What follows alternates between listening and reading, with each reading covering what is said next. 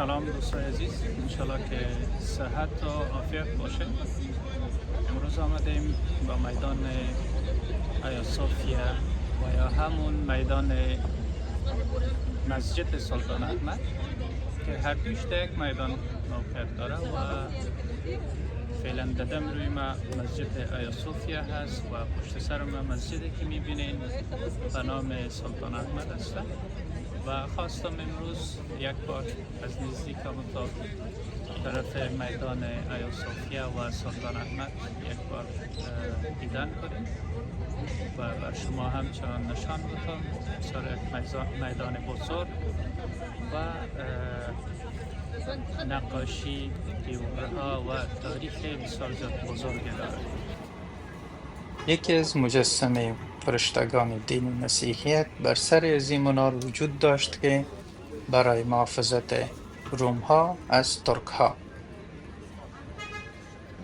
که در زمان امپراتوری بیزانس این میدان به اسم هیپودروم آف قسطنطینیپل یعنی میدان اسبدوانی قسطنطینیه می نامیدند.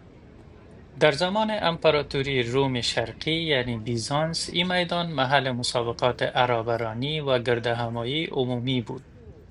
ستون مصری که از معبد کارناک مصر به قسطنطنیه آورده شده. مسجد سلطان احمد در دوره سلطان احمد اول بین سالهای 1609 الی 1616 دارای 6 مناره و کاشیکاری‌های آبی معروف است. معمار مسجد سلطان احمد محمد آقا که شاگرد بزرگ معمار سینان بود و مسجد سلطان احمد به اسم بلو ماسک هم مشهور است. در مقابل مسجد سلطان احمد مسجد آیا صوفیه بزرگ موقعیت دارد که در ابتدا کلیسا بود، بعد از فتح سلطان محمد در سال 1453 به مسجد تبدیل شد و بعد به موزه و اکنون مسجد است که نماد تاریخ امپراتوری بیزانس می باشد. میدان سلطان احمد یکی از محبوب ترین نقاط توریستی استانبول است. اطراف آن پر از رستوران ها، موزه ها و بناهای تاریخی می باشد. این میدان هر روز پذیرای هزاران گردشگر از سراسر دنیاست.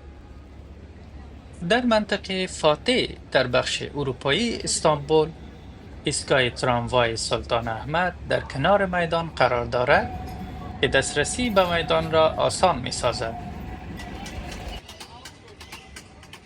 در تعقیب راه تراموای به سمت ساحل شما شاهد باغ گلخانه استانبول خواهید شد، یکی از زیباترین و قدیمی‌ترین پارک شهر استانبول است. باغ گلخانه در دوره امپراتوری عثمانی ساخته شد و قرنها بخش از مجموعه سلطنتی بود. برای دیدن این مجموعه ویدیوهای زیبای استانبول در تعقیب بمانید. خدا نگهدار.